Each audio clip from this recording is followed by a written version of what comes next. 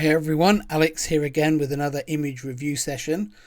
This is the second video from my September-October 2025 trip to Canada.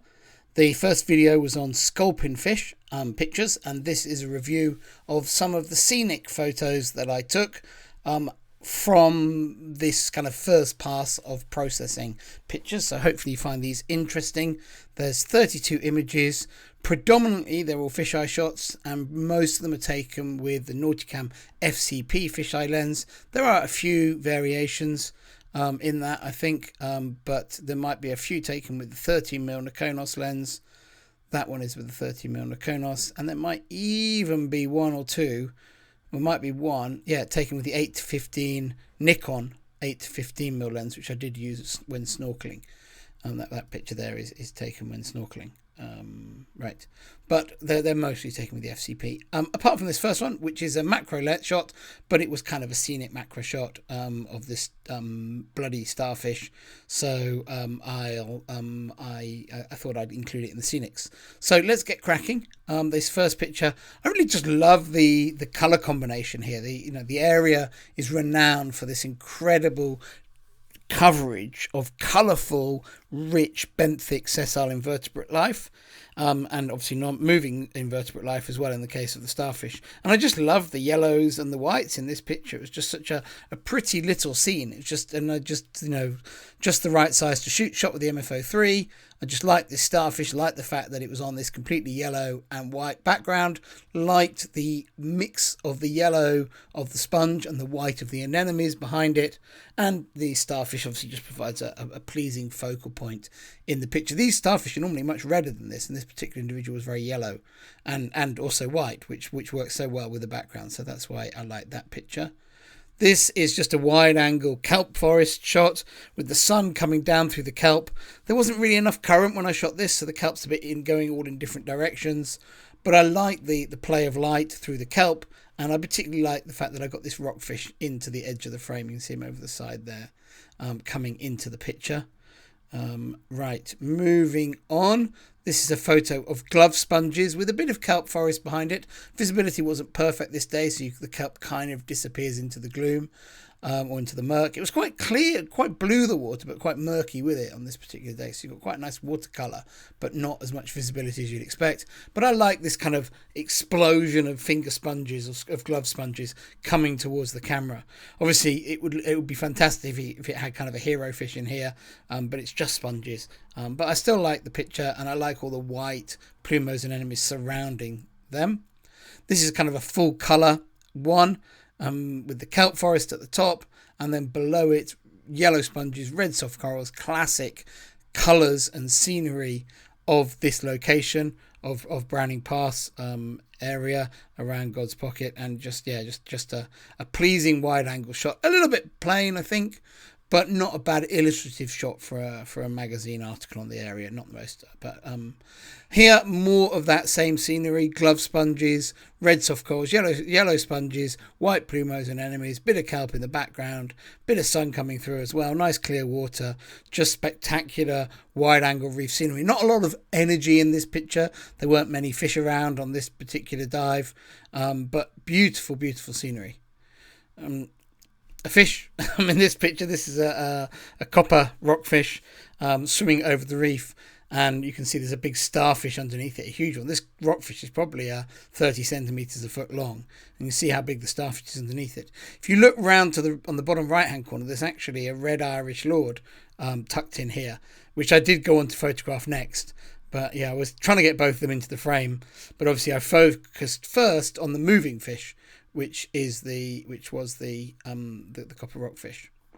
More of that classic scenery, glove sponge, red soft corals dominating this frame, and a really nice background of reef. There's a stray diver in this one. I wouldn't necessarily bother to clean them out. They're kind of away in the background there, so I'm not too worried about them.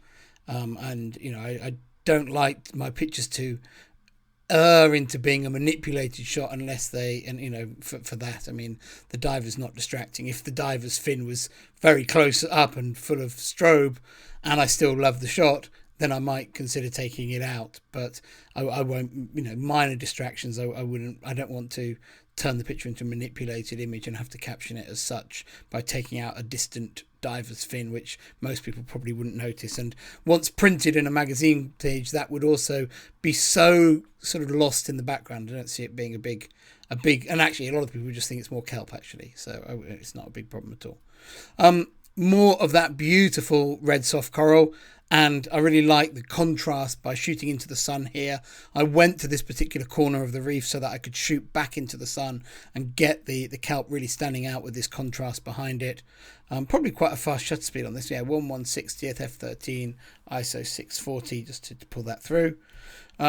This is up in the shallows, picture of the sun coming through the trees on the island behind these two starfish. What was annoying about this situation is if I just lifted myself up about sort of 50 centimeters, half a meter, you know, a couple of feet in the water, the sunbeams were incredible, but the view of the starfish wasn't so good. So this angle is great for the starfish, but the sunbeams are good, but they were even better a little bit further shallower, but they from the angle. But of course there wasn't a starfish at that depth, and obviously with two very nice contrasting starfish, I had to take the shot from this position. A diver shot. This is John Welrick shooting this same bit of reef. Actually, I think I was drawn to this because of the fact that there was a diver in the picture, and you often on these dives, you know, everyone's cold, no one's really got time to pose for each other that often. So if you can make use of a diver who happens to be around the same coral head as you, it's a chance to get a diver shot. And so I like this one. He's there with his camera. I like the scenery. It's not, it hasn't got the world's best background, this shot, but I processed it out because it had a diver in. Back into the kelp forest. This bit of kelp forest is a little bit tucked away. It doesn't get a lot of current, but it's full of fish, and I really liked all these juvenile rockfish in amongst the kelp. It's pretty old kelp. It's not particularly pretty, and it was cloudy as well at this point, so it wasn't looking at its best. But it was nice to get that in. And I was down at a 25th of a second ISO 1000 to try and get that light coming through the kelp forest. It was very dark at this time, particularly with the sun tucked away behind clouds. This is a male kelp greenling. They're reasonably common fish up there, but usually don't sit around and pose for you. When you're sort of 8 feet away, they'll sit there in the most beautiful bit of the reef, but once you come into photo range, they're usually off. But this one, I saw it in a really nice area, set my lighting up, and just slowly worked my way in, and this is as close as I got to it. But I really like having it in all this colour. It provides a great focal point to the picture. Similar to those other shots of just the colour on the wall, but this time with the added advantage of having this great fish as a focal point for the picture.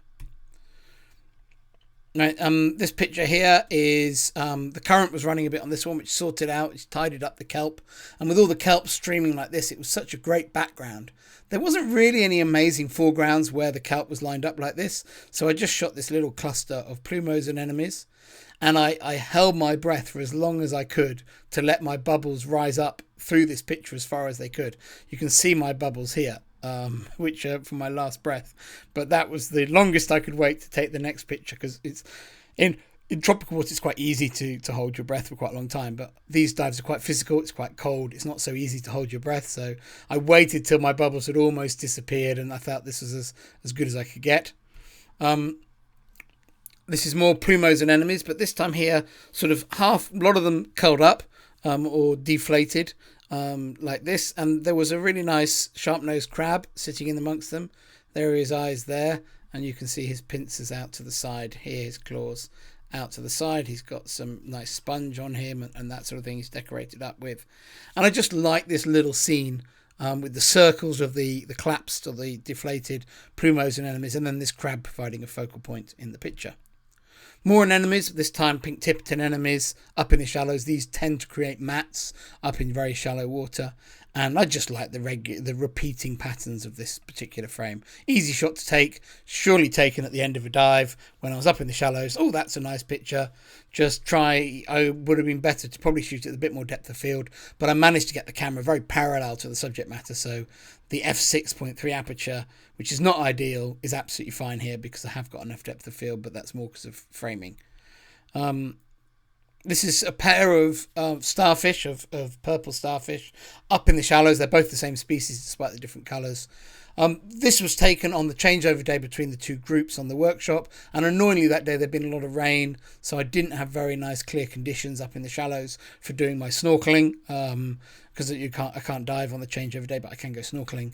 And so I went in for a snorkel in my wetsuit, I would add. So this is the only wetsuit shot here, the rest are obviously dry suit. And this was quite nice because there was a little sharp-nosed crab sitting on one of the starfish. I like the trees above. It's not a perfect shot. I didn't look through the camera to take this picture. I held the camera down and shot sort of blind, and then checked my exposure and composition and shot it again. So that's where that one's from. And this is also taken snorkeling on that same day. Being still in the water, I was able to get this great reflection. The waterline of this picture is about here. And so this is a reflection and unreflected. And it was just the plumos and anemones growing on the end of the dock. I went to an area where I could get them get a cluster of them within the frame. And I couldn't obviously shoot any further up than this because it was starting to be the end of the reflection. And I could start to see out through the surface. Because I think I would have liked this composition to be a complete circle. But that wasn't possible to get with the reflection, certainly with the lens I had on, but probably with any lens it wouldn't have been possible. So this was as close as I could get. But I like the reflection. I love how rich the life is there, that even right at the surface on the bottom of a dock, it's just totally covered in anemones, and it's just fantastic. Just near the dock as well, this is a crystal jellyfish swimming below the trees. Not an amazing shot. This light there, that's my strobe bouncing on the surface. But I like the anemone fish. I like the colours coming through of the tree. Just sort of this mixed up, refracted view of the tree. I think it's quite pretty. The dark under the water just shows off the jellyfish. Well, it's not an amazing shot. The jellyfish hasn't really got its tentacles out, which I usually like in a picture. But it's a pretty jellyfish. And actually I didn't take many jellyfish shots, so I thought I'd process this one out. Back to the full-on colour of the dives. Just amazing colours on the reef here again. Trying to shoot with nice contrasty kelp at the top. Great colours under the water. And it's just amazing that cold water diving, you have this richness and colour of life. It really is very dramatic. And these shots against the sun with the dramatic sort of contrast that gave, I think created really dramatic looking images. I really like these shots. These are taken again with the FCP. And this is this one's actually with the Nikonos 13mm, but this is this is a red Irish lord sitting on the white plumos and anemones with the kelp forest behind. And this one had lovely colours on it, lovely pinks on it. Really nice individual. This is a mat of those pink-tipped anemones up in the shallows. You can see how they grow in these big mats covering the seabed, and there was an ochre or purple, because it's the same species of sea star, crawling across them, providing a nice focal point. And this was again just one of those shallow end of the dive shots. We did have quite a lot of surge up in the shallows, so these shots were surprisingly tricky to take, despite them looking very easy, just really because of the water movement up in the shallows. Another scenic shot with a red Irish lord providing a focal point. Maybe I should have included this in number one of these reviews, just because it's got a red Irish lord in. But this one's looking out from the reef. This was kind of an orangey colour, not I don't think as nice as the red ones, but actually this particular one, it almost looks like it's on fire, which I do like. I like the overall picture with the red soft coral. There's actually a greenling at the bottom there, a kelp greenling at the bottom, and then up the top here, loads of seaweed, just providing a nice overall balanced frame. There's a lot going on in this picture, and it's quite a nice one for looking at for a long time, with lots of different details for your eyes to explore. The final couple from God's Pocket area, this is actually diving underneath the breakwater in God's Pocket Bay, and this rainbow starfish had climbed up onto this rope and had nearly made it all the way to the surface, climbing up this, I guess hunting for mussels or something like that they eat, hanging on to these environments. So this was, I was drawn to this because the background looked so cool with the contrasty beams of the breakwater, which are just logs, sort of lashed together. And then this is a rope hanging down from those logs, but covered in life, and then the starfish provided a nice focal point for the image. This is my friend Jenny Stock diving up there. It's a picture I kind of took for her, really. Neither of us wanted to dedicate lots of our dive to getting this picture, so I just swam to the first group of plumos and enemies at the beginning of the dive, took a couple of shots to make sure my settings were kind of okay, beckoned her in, and we got this shot of her diving up there.